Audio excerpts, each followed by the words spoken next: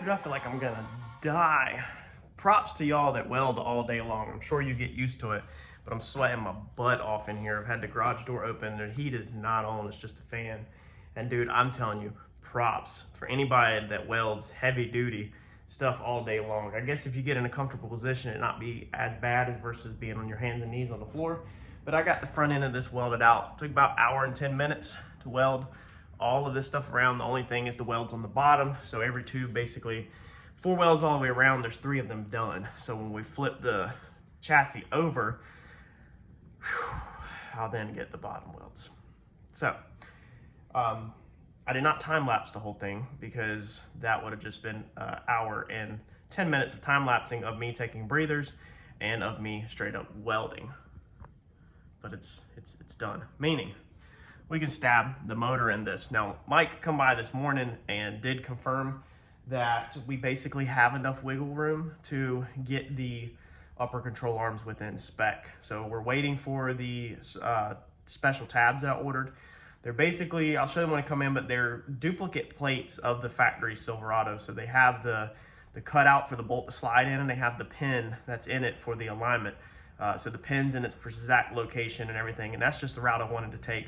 Therefore, if you're beefing up your tabs, they're made to double layer the factory tabs, but I'm gonna use them for the actual tab because it is the actual bolt location and pin location and everything. So should be a pretty good piece, and then we'll brace it and beef it all up and everything, but we're waiting for them technically before we mount the upper control arms 100%, so we don't have to do it twice, but we wanted to just make sure that everything was close enough. We are going to now stab the engine in to the front frame finally, and I'm hoping to start to kind of look at and figure out the engine mounts. I decided to build the engine mounts from scratch. I didn't order anything. I'm happy I didn't order anything because I think even building them from scratch is going to be kind of hard because I think the frame rails are going to be really close to the engine.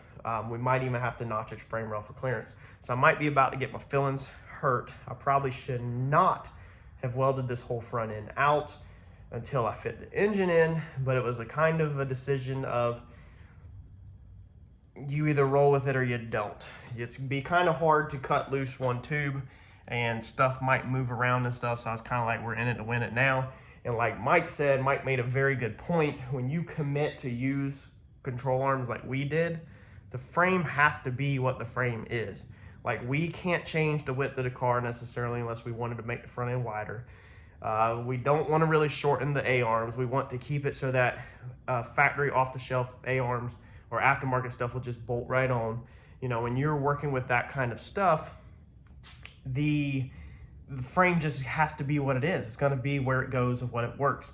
So we're praying it works because we don't really have no other options unless we start making custom one-off stuff. And I really don't want to do that because when I sell this thing, I want to be able to tell the buyer that if you have a control arm fail or a ball joint or anything, it's all on Amazon, it's all on eBay, it's aftermarket stuff. You can order more and you could just put it right on and rock and roll. All right, so this is a very slow day, but I'm making progress slowly. Lots of, as you can see all over the floor. I mean, even cutting up, mixing sticks for shims, and Harper's helping me. That tool bag she got for Christmas with her clamps, and then she's actually got real scissors, so she's cutting up all of Mike's templates. Oh my gosh, I hope there's nothing important over there. Man, maybe that baby should lose her scissors. No, I can't do that. Even though she is supervised and plays safe, because scissors are not something to play around with. Our starter is clearing at this height. So originally it was a little lower and it was basically tucked inside the frame rail. And then I was like, well, let's lift it up. So it looks freaking amazing. Just unreal at this height. The higher up we can get this thing, then the more room we're gonna have in here for control arms and everything else. So I think that's gonna be the ticket right there. I'm zeroing off the frame rail, and the only way that I can find zero currently is basically across the top of the head. And what I did was I tightened these bolts down. I don't want to use terminology because I'm not sure exactly what these are. I know these are rockers. I know these are springs. And I know there's supposed to be push rods in there. But I don't know the correct terminology for that unless you want to call that a rocker stand. So this front rocker stand, we'll call it that, is not touching all the way down. But the next one back right there is touching flush to the ground. This one back here is also touching 100% flush on the very back side. So this one and this one is flush. These two are angled up. I'm gonna imagine that has a little bit to do with the stroke and the pressure. Maybe these are under it. It's kind of pushing these up a little because we don't have them bolted all the way down or something. Not 100% sure right now. It's not my problem. But I decided just to use these two, all right, to make sure that they're flush with the head of the block. And then I use these brand new aluminum bolts that I bought for the valve covers, screwed all the way down, okay? So they're perfectly the same height. That should be identical across the top of the head. It would be about the same as checking across this surface right here, but we have this line in the way that I don't feel like undoing. Also can pull off our, what was that, the intake manifold piece or the intake plate and check it, but I think we're perfectly fine. So with that set up, we're at zero, it has 0.04, and it is zeroed out off the frame rail. So I zeroed it, went inside the car, stuck it on our frame rails, and zeroed it, not off of my shop floor. Zeroed it off the frame rails, and I want the engine zeroed off the frame rails. That way the engine is basically parallel with that. Now you start getting into drag racing and stuff like that, and people do put certain angles on the engine so that your drive shaft, the pinions and all that, do their thing properly or whatever. But I'm starting at 0, and I'm gonna double check with Mike one more time, but I'm like 99.9% sure that Mike said, yes, we'll just build this at 0, because with this vehicle being bagged, the pinion angles will continuously change. So if it's at ride height, or if it's lowered down or lifted up a little bit, the pinion angle is gonna change. So the engine just kind of needs to be neutral, and I think we're gonna be really good by the time we get back there.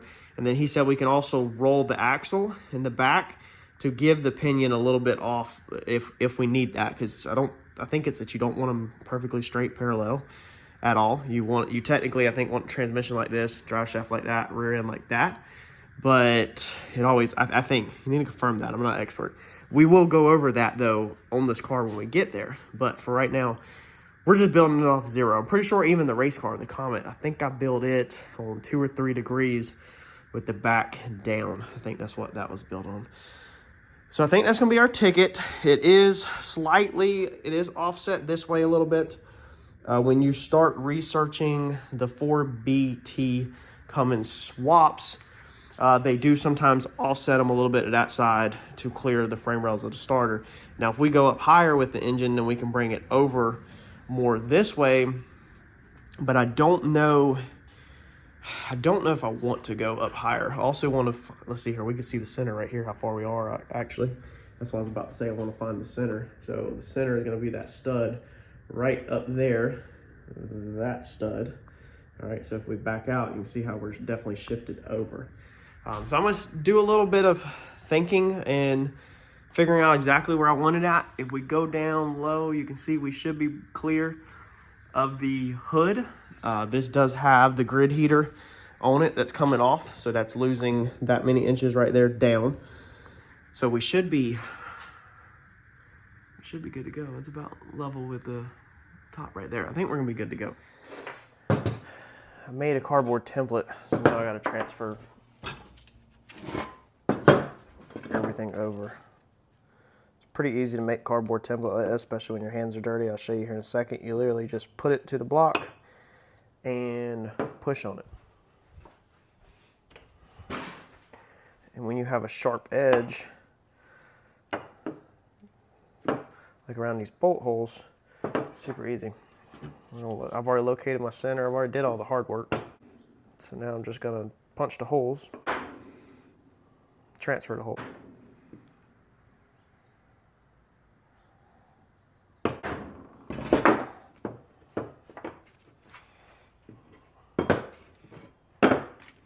And then we're going to put this thing on our new drill press that we snagged from Harbor Freight and give it a go.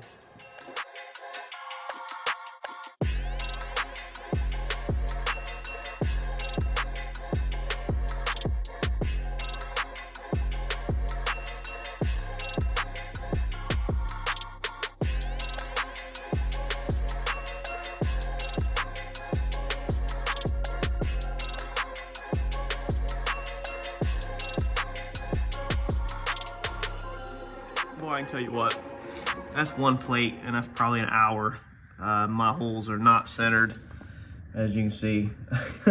They all go in, but they're not centered. I wish I would have just freaking ordered the plates. You can get the plates for the Cummins that you build off of that are CNC cut out, and they would have been worth the weight in gold, because I could have already had one of these completely fabbed up versus drilling this crap. Plus the drill bits that you're gonna not necessarily smoke, because you shouldn't be smoking drill bits, but you're gonna put wear and tear on your drill bits. Man, if I could go back, I would have just bought the plates. Stuff. Originally we were mounted up here, and we were mounted on the adapter plate back here with the old bell housing, so we didn't have anything to even use on that. It's almost 5 o'clock Saturday afternoon, or Friday afternoon, so I think I'm gonna call it. I think that's a good stopping point, having the plate on there, because then Saturday morning I can make sure that plate is symmetrical, which it should be. I need to chase the threads in there. They are full of like grime and dirt and crap over all the years, so I need to chase the threads, clean them out, and then actually bolt the plate up, but it so it stays in place. We're gonna have to put the mount on this side. Let's see here, the mount's right here. I'm gonna need to put the starter back in so we can figure that out. But I know that this mount is gonna have to go right off the center line of these bolts, so it's got to basically go back here. It can't go up here because the starter is there in the way, so it's gonna have to be shifted back. And I thought about either shifting it way down here where it's below the frame rail flush with the bottom, or sit it up here where it sits on top. Now that I'm looking at it, it's probably gonna be on top's the answer, but we got to be able to get the starter in and out also. All right, so we have our starter put in here for mock-up, and I've got my engine mount literally just barely hanging on to the side of a piece of flat stock. I was going to clamp it to the frame rail, but luck is in my favor today, and it balances because of how heavy this is out here. So what we're going to do now is we're going to play with this. All right, I think this is the height I want, and just the only reason why I'm picking this height is because I can come off this frame rail flat, like this flat stock, with the tab at a 90 to bolt it into, so that's super easy. And then up here I have to build anyway, so it makes the lower mount very easy to fabricate. So we want to play with how far do we need this thing in order to get the starter out. So let's start right here. I really wanted to clamp this, but let me see if I can get a magnet real fast. It would definitely help. Just make sure it doesn't move. All right, so then this is just trial and error. I know a lot of people sometimes are overwhelmed. They're like, well, I don't know how in the world I'd figure that stuff out if I tried to build a car myself. Or how do you figure out where stuff goes? Dude, it's just trial and error. I hope I'm not blocking the shot. This is actually a hard shot to film, or to get. So look at that. First guess, and that's really close. So now we'll just see if we can bump it in anymore. So basically, let's see here if I'm like that. If I can wiggle this thing. That's touching the mount. That right there clears though. So that clears. Let's see if I can get it out without hitting the mount. It barely hits the mount right there. Barely hits the rubber mount. Like that, and it just does snake by right there. Put our bolt back in just to hang this.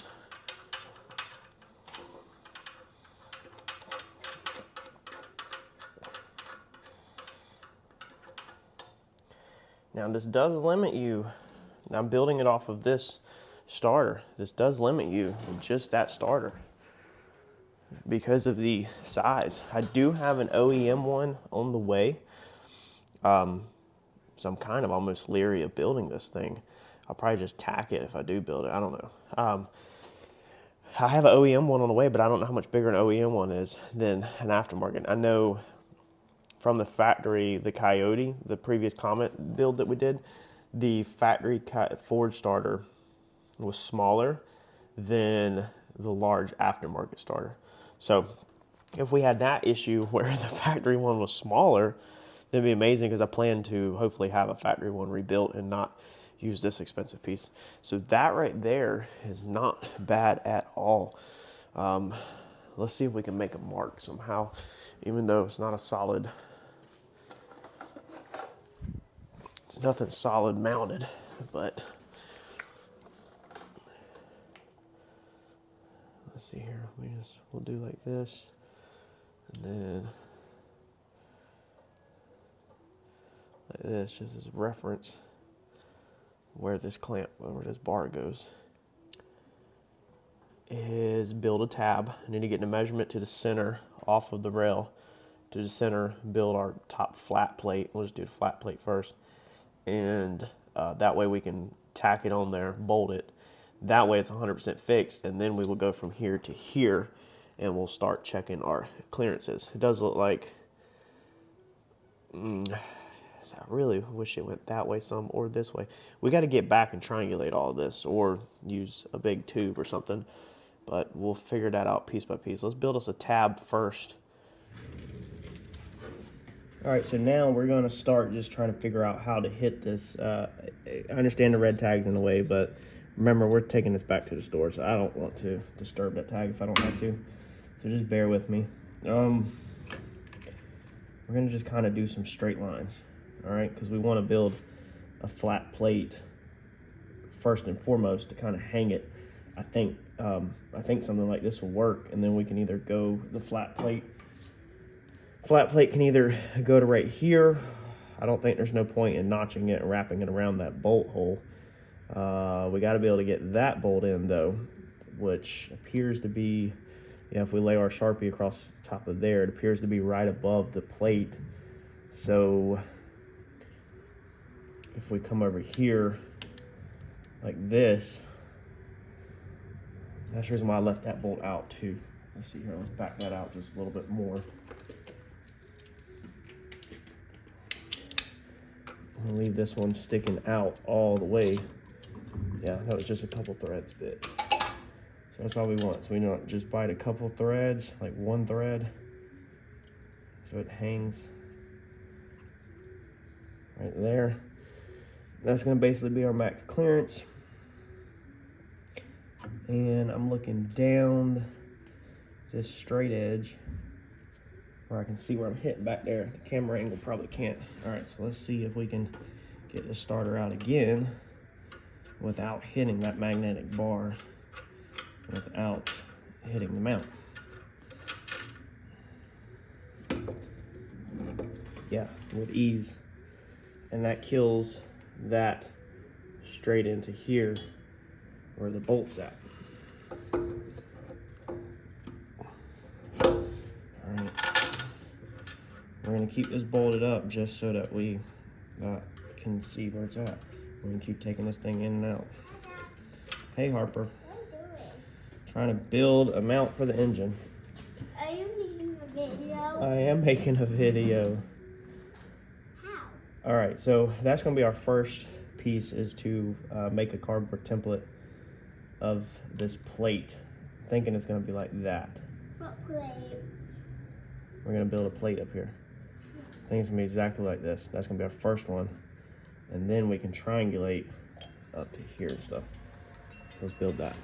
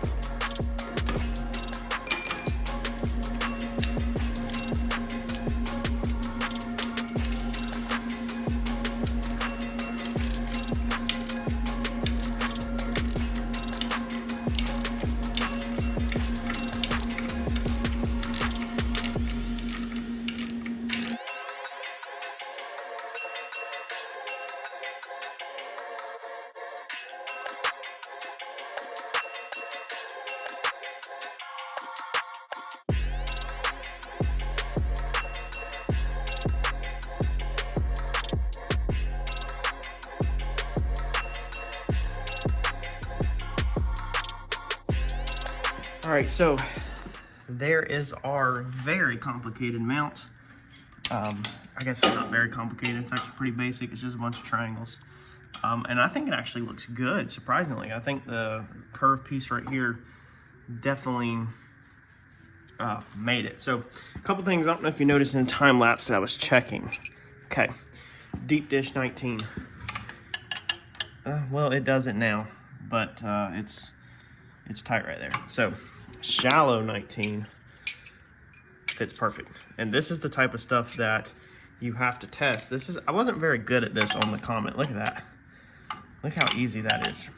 Now, keep in mind while we're discussing this turbo is not staying. We ordered a new turbo. This manifold is not staying. We're building a custom manifold.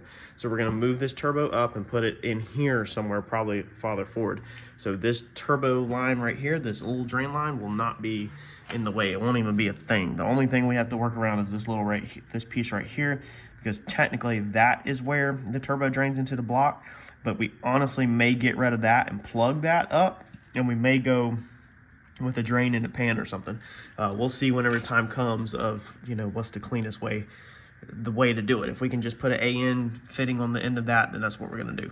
But that right there will hit that dead on. And of course, these over here are easy peasy to get to.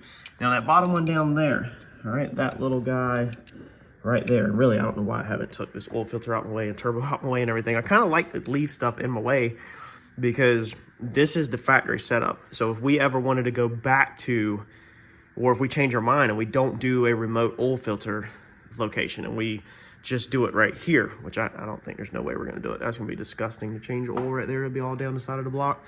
But if somebody wanted to, want to sell the car or whatever, the clearance is there. If you wanted to go back to factory turbo with factory manifold, you can do it. There is enough room that you can pretty much get a hose. I mean, you can get a hose on there and clear it. So that's the reason why I like to leave this stuff here and kind of work around the factory stuff, because then when we go with the aftermarket stuff and the new stuff, we're only going to have light years more room than we did. But at least you could put the factory stuff back on if I ever wanted to.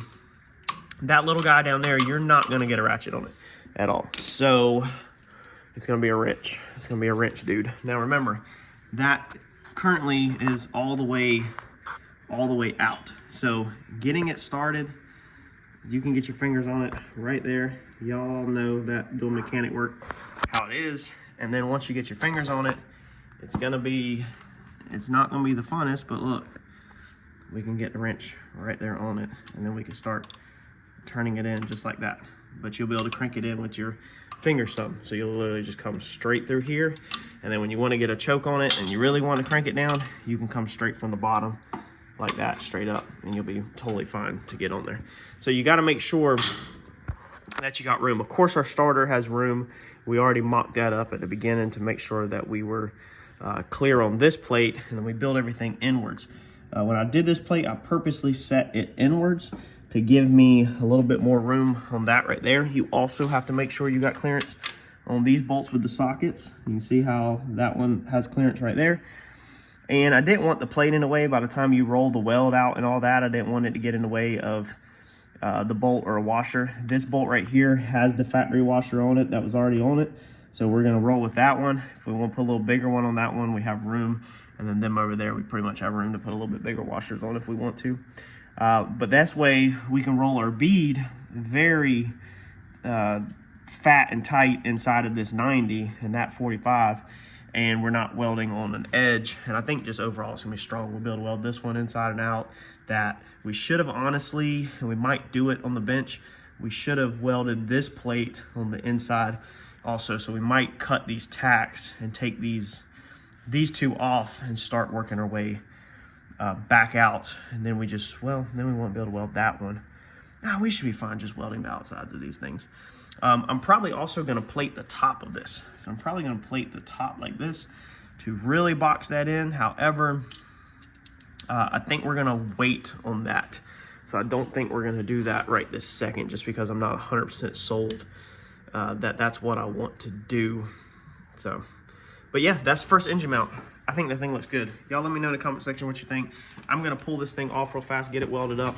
The bottom, again, super easy. I just gotta triangulate it like that where the magnet's already at on both sides, and that should be one side done. All right, so on this side, we paused because I decided to go pick this up. So this is going to be your mechanical fuel pump for this 4BT Cummins. I thought, I was pretty confident that I was gonna go electric, but now I'm thinking, you know, what if we do wanna go mechanical? So if we do go mechanical, then we need, obviously, the clearance to go mechanical with. Look at this thing. This thing was, well, with cutting oil, this thing was $78. I don't know what I paid for just this. It was like 70 bucks or less. And it goes literally right here in line where this mount is gonna go. So this mount might have to kick backwards. We might have to do the same thing all over again, but kind of kick it backwards. I'm not sure. Let me get a couple bolts in this. I know this also takes in spacer, which I don't have. No, actually, holy crap. How did I get that lucky? Look at that, it has the spacer on there. Wow. I was literally just about to say that, which I don't have. But I do have it. It's somebody siliconed it on there and it's stuck. Man, that is my lucky day. Well, as always, we're hitting that thing where we go backwards. So I went and bought this, and you can see it has a unique shape. This has a unique shape, so we've definitely got it where it faces right up like that. But when you put it in there, then it hits the P pump up here. I'm not sure what's supposed to go there. Like I said, the engine did not come with one. Try to type it in real fast, but I'm not getting an answer for what fuel pump to run with the P pump engine. All right, so try number 2. I think this is gonna be it. Feed pump or lift pump. They're calling this a lift pump. The other one, I think they were calling a fuel pump. So I don't know the differences. I mean, I can obviously Google it and research it, but this one's tilted. Like, that can't be it either, is it? Why is it tilted like that? And then that does not want to go in, it don't seem like. Man, let me try it with 2 hands. All right, so I think that's it. I taped it up really good, including the little plunger, because that thing was $233, I think it was at Napa I just paid, so it is going back. Makes noises. I am not keeping $233 when I can get it cheaper online. It clears back there in the back, kind of hard to see, but I think that's literally it. So that's what, when I Googled it, that's what it looked like was on a lot of these. So it is nice and tight out of the way. But the good news is that being it is this small, y'all, I really think that I'm gonna just keep this. I mean, I might try to see if I can get an upgraded one or a nicer one or something, but I also have to determine what is the difference between a lift pump and a fuel pump. So do I need anything else with this? I'm gonna Google it tonight, obviously, so by the time you'll see this video, I already have an answer. But if all you need is literally just this lift pump, then I'm probably just gonna roll with that, honestly, and not even worry about paying for an electrical pump and having to do the wiring and everything. This will just keep it easy. It's mechanical, it's more dependable, and it should be good as long as this will support the extra fueling and everything that we are getting out of this engine. So now, finally, 5 o'clock at night, we're now dark outside. Let's get back to this second engine mount. Look, we're drilling this next one, and look how this cutting fluid just stays right there. This is CRC cutting oil thread cutting lubricant. I like that. I was using the WD-40, but dude, I really like that. It like stays right there. All right, for this one, letting that one cool. Obviously that don't look right. I couldn't see it because there was an airbag on it. So we're gonna have to cut that back, come over here and cut this about the same to match that side, and then recut that. That's why I didn't weld it all up. But I had to tack this one, the little legs, down here to this scrap piece of metal. So if you've never thought about doing something like that, make sure if you're gonna weld a 90 on the table, that especially something that you don't want the distance to change. If this distance closes up, it's gonna push the bracket off the frame rail.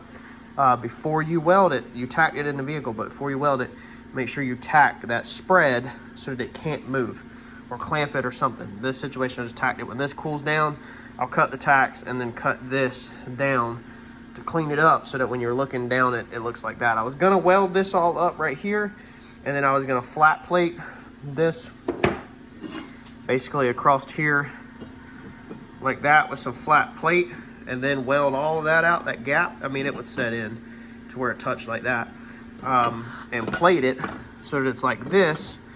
But I'm thinking that's gonna look tacky. I'm thinking if I do that, that it will look like you stuck a bunch of scrap pieces of metal together. I like this curvature right here, so that's when I think we'll just cut this back, and I'll get Uncle Mike's opinion on it tomorrow.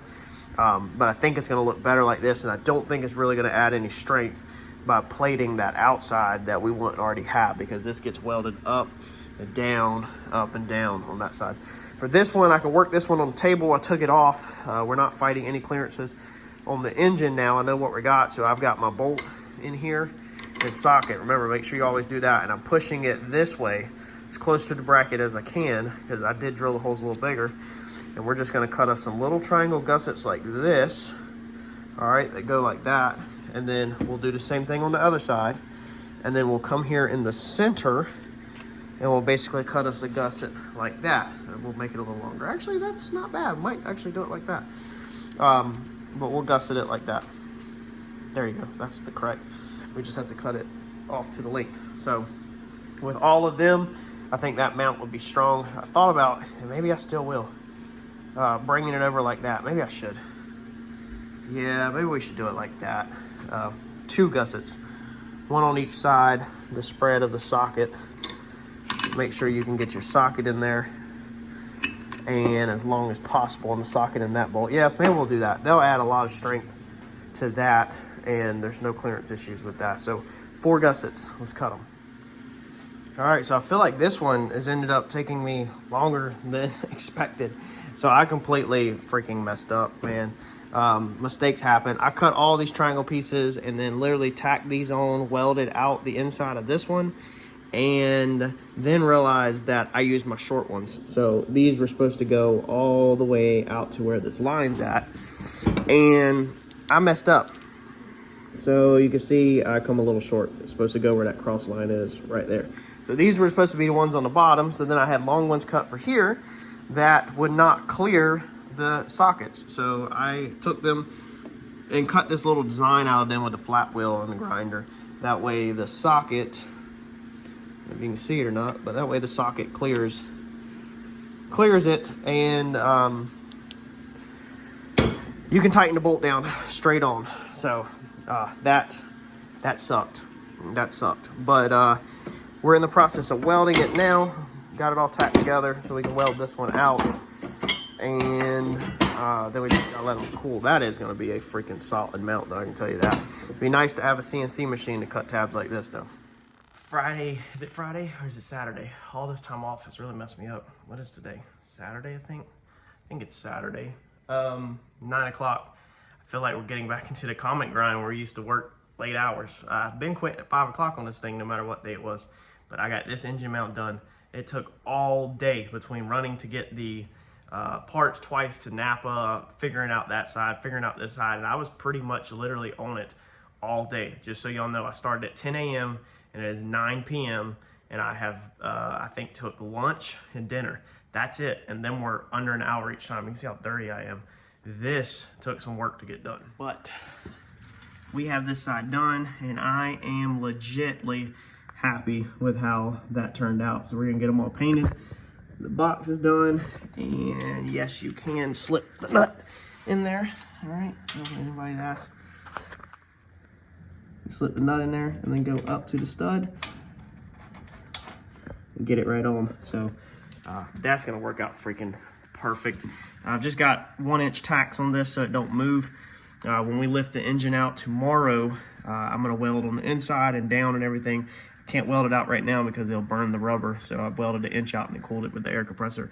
The tops are 100% welded out. You can get the bolts, taking your socket right there. You can get them dead on using a short one, stubby right there, perfect dead on. And of course, these are easy to get to.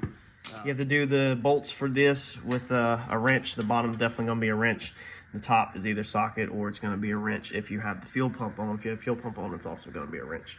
But it does clear the fuel pump. I took the fuel pump out of there just so it didn't get any damage to it, because I'm going to return it. I'm going to do some research tonight on what I need, but I'm not going to keep a $230 Napa fuel pump. I think for $230, $300, I should be able to get a freaking upgraded aftermarket one, but we'll see. This one has got to be my favorite, even though surprisingly it took the least amount of time. I think it's because the bottom was super easy. That also needs to be welded out when we take the engine out in the morning. It looks amazing, but the bottom was super easy, and I think that's the reason why it saved so much time. But that's definitely my favorite looking one. I love that side. And this side looks good too, so I'm happy with the way they look. I've got a feeling the engine's still going to be front heavy though, with no, you can look at it with no transmission on it. It's going to be front heavy, but that's exactly where, you know, from the factory they had the engine mounts. We don't want to tab any mounts on the front or anything like that, because all the research I have shown, this thing vibrates its tail off, and these mounts mounted like this, not at an angle. People mount them at an angle and then they don't do that look good. These are liquid filled hydraulic mounts or whatever. They're intended to be mounted straight up and down vertical. And when you do it like that, supposedly these are some of the best performing engine mounts for the Cummins 4BT. Figure out the steering. We got to figure that out. So that's got to go wrap around everything. From the factory, the steering column actually hit right here. So that's actually where the steering column hit. And if we look down it, look at that. I should be able to snake that around. I should be able to come, hopefully, shoot it about right in here somewhere, and use a tab off where then we kind of dive down, or we go switch to straight and then dive down. So we got to make the steering column too, or the piece to connect it. We had to order the trigger, pull the trigger on the steering column, steering wheel, and all that. That way we can connect the two and start doing that fab work. So now it's going to be kind of multitasking, waiting for parts. Y'all smash that subscribe button for me. Please thank me with the like button, and I'll catch y'all in the next video. Thanks, y'all.